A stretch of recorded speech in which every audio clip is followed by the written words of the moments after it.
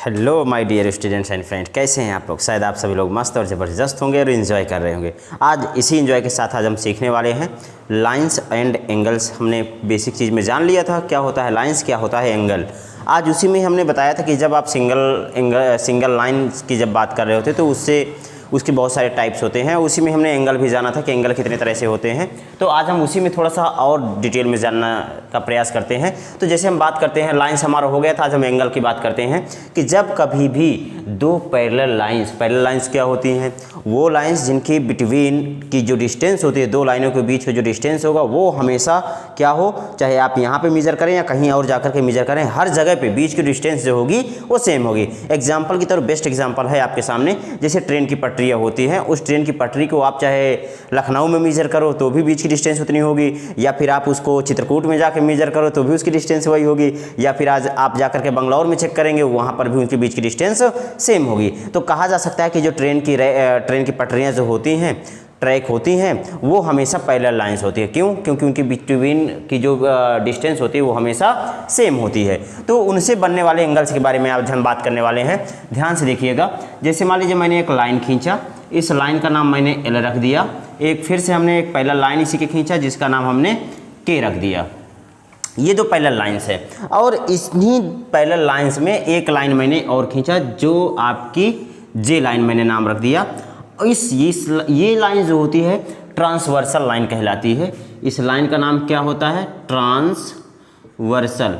आखिरकार ट्रांसवर्सल किसे कहते हैं आप ये जान लीजिए कि जब कभी भी दो पैरेलल लाइंस को कोई थर्ड लाइन आकर के उसे क्रॉस करती है, तो क्रॉस करने वाली जो लाइन होती है उस लाइन को हम ट्रांसवर्सल लाइन के नाम से जानते हैं। फिर से एक बार बताता हूँ, जब कभी भी पैरेलल लाइंस को, कोई भी दो पैरेलल लाइंस हो, तीन पैरेलल लाइंस हो, हालांकि वो पैरेलल लाइंस होनी चाहिए, अगर वो पैरेलल लाइंस है और उसमें कोई अदर साइड आकर उसे क्रॉस करती है, कट करती है, तो उस लाइन को हम ट्रांसवर्सल लाइन के नाम से जानेंगे। तो जब ट्रांसवर्सल लाइन किसी भी लाइन को क्रॉस करती है तो उससे बहुत सारे एंगल भी बनते हैं। जैसे मान लीजिए एंगल 1, ये भी एंगल 2, 3, 4, 5, 6, 7 और 8, इतने सारे एंगल बन गए जब दो पैरेलल लाइंस के बीच की बात हम करते हैं। तो जब ये ट्रांसवर्सल की वजह से इतने सारे एंगल बने, तो बहुत सारे एंगल ऐसे हैं जो आपस में इक्वल होंगे। पहला एंगल आपके सामने जैसे आप देख रहे होंगे कि vertically opposite angle, vertically opposite angle. Vertically opposite angle कौन कौन से हैं आप देखें अगर, तो वर्टिकली अपोजिट एंगल क्या होता है, मैंने आपको बताया था पहली क्लास में कि जब कभी भी दो पैरेलल कोई भी एनी टू लाइंस आपस में इंटरसेक्ट होती हैं, तो जब वो दो पैरेलल लाइंस आपस में एनी टू लाइंस आपस में इंटरसेक्ट होती हैं, जैसे कि ये दो लाइंस है, एक का एल है एक का एम है, ये दोनों लाइन आपस में इंटरसेक्ट हुई जहाँ पे एंगल का फॉर्मेशन होता है। और यहीं पर ये एंगल इसके इक्वल हो गया, अपोजिट एंगल 1, 2 के इक्वल हो गया, और यहाँ से एक्स वाई के इक्वल हो गया। तो इसे हम क्या बोलते हैं? Vertically opposite angle. Vertically opposite angle कहाँ बनता है? जब कभी भी दो लाइंस आपस में इंटरसेक्ट करती हैं तो उनसे बनने वाला जो एंगल होता है तो वो अपोजिट में इक्वल होता है। तो इस हिसाब से अगर हम बात कर रहे हैं वर्टिकली अपोजिट एंगल सार इक्वल होता है, तो 1 अगर आप देखें यहाँ से तो 1 इक्वल होगा एंगल 1 इक्वल टू एंगल 3 के। और दूसरी चीज़, ये जो आपको एल शेप लग रहा है, ये एल शेप नहीं है, ये एंगल का सिंबल है। दूसरा और किसके इक्वल होगा? एंगल 2 एंगल 4 के इक्वल होगा। और क्या होगा इस बारे यहाँ से बात करते हैं तो एंगल 5 इक्वल होगा एंगल 7 के, और एंगल 6 इक्वल होगा एंगल 8 के। ये आपस में क्या है? वर्टिकली अपोजिट एंगल हैं जो आपस में इक्वल होंगे। अगर मुझे 1 का पता चल जाएगा तो जितना 1 होगा उतना 3 होगा, जितना 3 होगा उसी हिसाब से जितना 5 होगा उतना 7 होगा, जितना 6 होगा उतना 8 होगा। ये हो गया। इसके बाद आपका आता है alternate interior angle. Alternate interior angle से पहले एक बार हम ये जान लेते हैं कि इंटीरियर एंगल क्या होता है और एक्सटीरियर एंगल क्या होता है। तो इंटीरियर एंगल क्या होता है और एक्सटीरियर एंगल क्या होता है। अगर मैं बात करता हूँ इंटीरियर एंगल की, तो इंटीरियर एंगल उस एंगल को कहते हैं जो पैरेलल लाइंस के अंदर बने हुए एंगल जो होते हैं। जैसे ये लाइन आपस में पैरेलल है, तो इससे बनने वाले एंगल कौन सा है? 3, 4, 5, 6। तो इंटीरियर एंगल कौन कौन से हैं? एंगल 3, एंगल 4, एंगल 5, एंगल 6, ये एंगल क्या है, इंटीरियर एंगल है। इसी तरह से जो पैरेलल लाइंस हैं, पैरेलल लाइंस के बाहर बनने वाले जो एंगल्स होते हैं वो एक्सटीरियर एंगल होता है। तो एक्सटीरियर एंगल क्या होता है, देखिएगा, एक्सटीरियर एंगल वो एंगल होता है, हमने बताया कि जो पैरेलल लाइंस के बाहर बनने वाले एंगल कौन कौन से, 1, 2, 7, 8, एंगल 1, एंगल 2, एंगल 7, एंगल 8, ये एंगल आपस में क्या है, एक्सटीरियर एंगल हैं। तो ये तो एक्सटीरियर इंटीरियर हो गया। मैंने कहा कि अल्टरनेट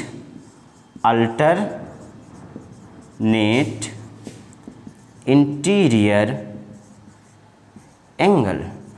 अल्टरनेट इंटीरियर एंगल क्या होता है, अल्टरनेट इंटीरियर एंगल उस एंगल को कहते हैं जहां पर आप देख पा रहे होंगे कि जेड शेप बन रहा हो, जैसे या तो जेड ऐसे बन रहा हो, या आप ये कह सकते हैं कि वो एन बन रहा हो, या फिर कुछ ऐसा बन रहा हो, जेड या एन शेप कहीं भी बन रहा हो, उसे हम अल्टरनेट इंटीरियर एंगल के नाम से जानते हैं। जैसे आप अगर देखें इस लाइन में, अगर आप ये ऐसे करके जाएं, ये हुआ, फिर आप ये जाएं और ये जाएं, तो आपका जेड बन रहा है। अगर ऐसा जेड बन रहा है तो इस लाइन और इस लाइन पे बन रहा है 4, और ऐसे करके आए ये बन रहा है 6, तो एंगल 4 बराबर होगा, एंगल 4 इक्वल होगा एंगल 6 के। कौन से रूल से, अल्टरनेट इंटीरियर एंगल रूल से। अल्टरनेट इंटीरियर एंगल को हम किस नाम से जानते हैं, अंतः एकांतर कोण से, अंतः एकांतर कोण से।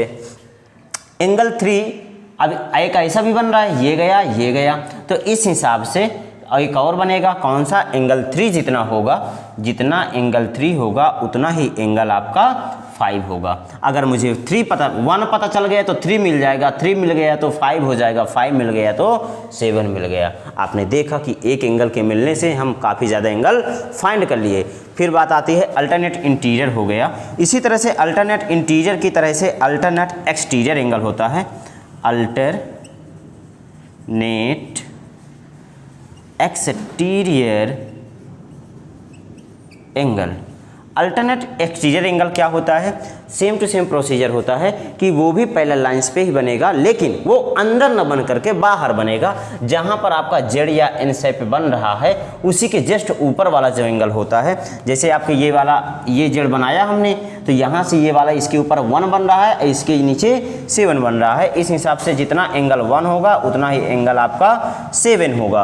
और जब आप इस एन की बात करेंगे, इस एन में जितना एंगल 2 होगा, जितना एंगल आपका 2 होगा उतना ही एंगल आपका 8 होगा।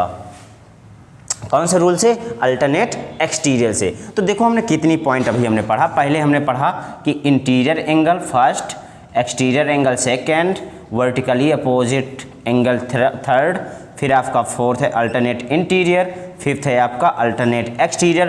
अब हम पढ़ रहे हैं, कौन सा आप पढ़ रहे हैं, अब हम पढ़ रहे हैं करॉस्पॉन्डिंग एंगल्स। करॉस्पॉन्डिंग एंगल्स क्या होता है, देखिएगा 6 नंबर आपका है करॉस्पॉन्डिंग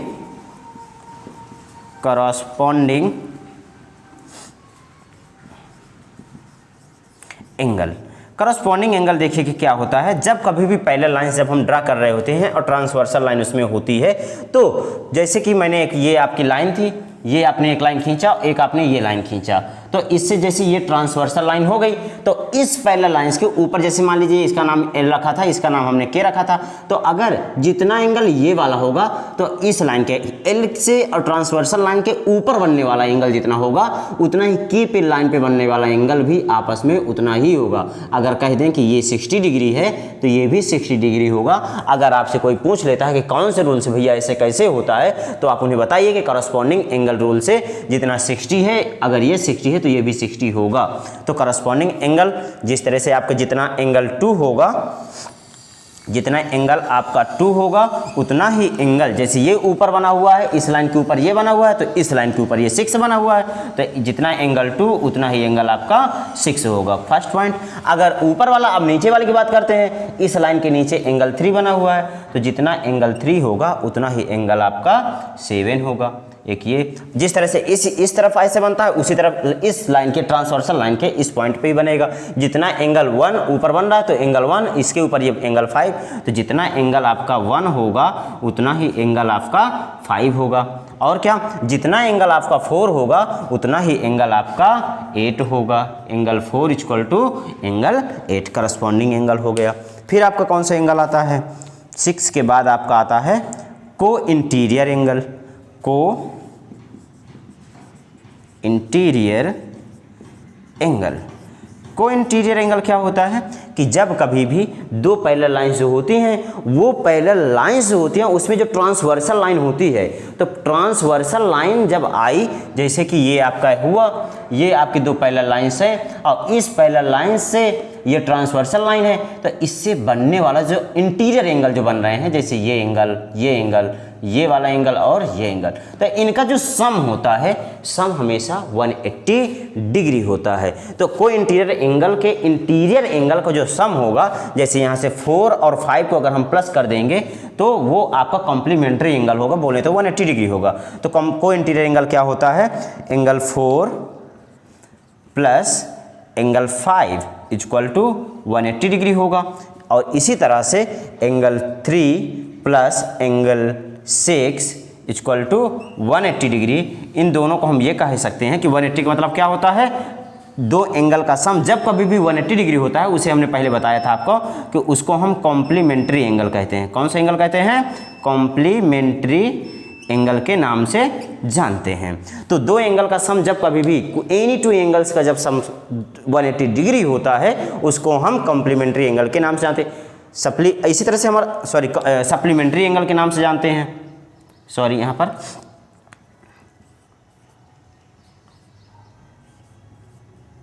सप्लीमेंट्री एंगल,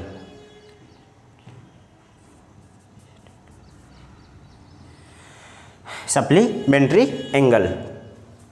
कॉम्प्लीमेंट्री क्या होता है कि दो एंगल का सम जब आपको 90 डिग्री हो रहा था तो कॉम्प्लीमेंट्री था, जब दो एंगल का सम 180 डिग्री होता है तो उसे हम सप्लीमेंट्री एंगल के नाम से जानते हैं। तो आपने देखा कि आपने 7 पॉइंट ऑलरेडी यहाँ पे सीख लिया है। एक चीज़ यार आपने और देखा था कि जब कभी भी दो लाइन्स ऐसे होती हैं, जो आपकी दो लाइन्स थी, जैसे आप मान लीजिए ये हो गया या मोर देन 2 लाइन्स हो जाएँ, कितनी भी लाइनें हो जाएँ, तो जब उसमें होता क्या है, जैसे मान लीजिए इसका L नाम हमने दे दिया, इससे बनने वाला, इस लाइन में बनने वाले एंगल कौन कौन से हैं, जैसे मान लीजिए मैं इसका A रख दूं, इसका B रख दूं, इसका सिर, 3 एंगल बन रहे हैं। एक ही लाइन में 3 एंगल बन रहे हैं, तो एक ही लाइन में 3 एंगल बन रहे हैं। अगर मैं तीनों को जोड़ देता हूँ, मैं ये कह दूँ कि angle A plus angle B plus angle C, अगर मैं ऐसा रखता हूँ तो 180 डिग्री होगा।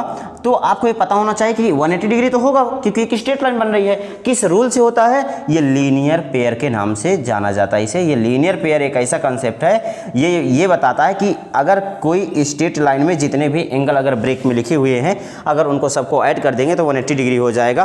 कंसेप्ट है लीनियर पेयर से, linear pair of a angle. तो आप, आई होप ये सारा चीज़ें आपके समझ में आया होगा। अगर समझ में ना आया हो तो मुझे कमेंट बॉक्स में बताइएगा, तो मैं एक बार फिर से रिवीजन करवा दूंगा।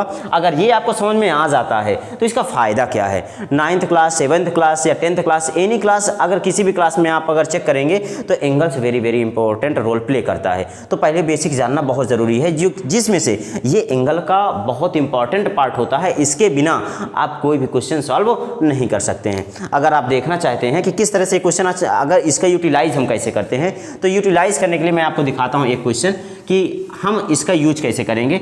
यही क्वेश्चन अगर मान लीजिए मैंने आपको सिंपल सा दे दिया, जैसे कि ये पैरेलल लाइंस है, ये आप मैंने ऐसा खींचा, एक ये ट्रांसवर्सल लाइन के नाम से जाना जाएगा, और इसमें से मैं अगर कह दूं कि ये वाला एंगल जो है 60 डिग्री का है, तो आप मुझे ये बताइए, ये बताइए, ये बताइए, ये बताइए, ये बताइए, ये बताइए और ये बताइए। नंबरिंग आप अपने हिसाब से कर सकते हैं, जैसे मैंने यहाँ पे अपने से यहाँ पे अलग लिया, यहाँ पे अलग लिया, तो नंबरिंग आप अपने हिसाब से ले सकते हैं, कोई दिक्कत नहीं है। तो जैसे अब आपको ये 60 पता है, तो ये 60 होगा, तो ये वाला कितना डिग्री होगा, ये भी 60 डिग्री होगा। कौन से रूल से होगा, अब ये भी बताया कि जब कभी भी दो लाइन आपस में इंटरसेक्ट करती है तो उसके वर्टिकली अपोजिट एंगल इक्वल होते हैं। तो ये 60 डिग्री है तो ये भी 60 डिग्री होगा।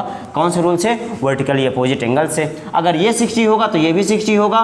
कौन से रूल से, अल्टरनेट इंटीरियर से। अगर ये 60 होगा तो ये भी 60 होगा, वर्टिकली अपोजिट एंगल से। ठीक है, अब आप फिर से देखें यहाँ पे ये एक स्ट्रेट लाइन में बन रहा है, अगर ये 60 है तो ये वाला 120 डिग्री हो। कौन से रूल से? लीनियर पेयर से। मैंने बताया कि जब कभी एक स्ट्रेट लाइन होती है उसमें से अगर एंगल ब्रेक हो रहे हैं तो उनका अगर सम कर दे तो 180 डिग्री होता है। तो अगर ये 60 है तो 60 180 में से 60 माइनस कराएंगे 120 डिग्री हमें पता चल जाएगा। इस हिसाब से अगर हम बात करते हैं, अगर ये 120 डिग्री है तो ये भी 120 डिग्री होगा। कौन से रूल से? वर्टिकली अपोजिट एंगल से। अगर ये 120 है तो ये भी 120 होगा। कौन से रूल से? अल्टरनेट इंटीरियर एंगल से। अगर ये 120 है तो ये भी 120 होगा। कौन से रूल से? अल्टरनेट इंटीरियर एंगल से। तो आपने देखा कि इसका यूटिलाइज कैसे करते हैं, ये तो बेसिक था। और अभी हम जो नेक्स्ट वीडियो आएगा उसमें थोड़ा सा हम एग्जाम्पल्स करेंगे और बेहतर तरीके से इसका यूटिलाइज करना सीखेंगे। आई होप आपके समझ में आ गया होगा। Thank you. आपका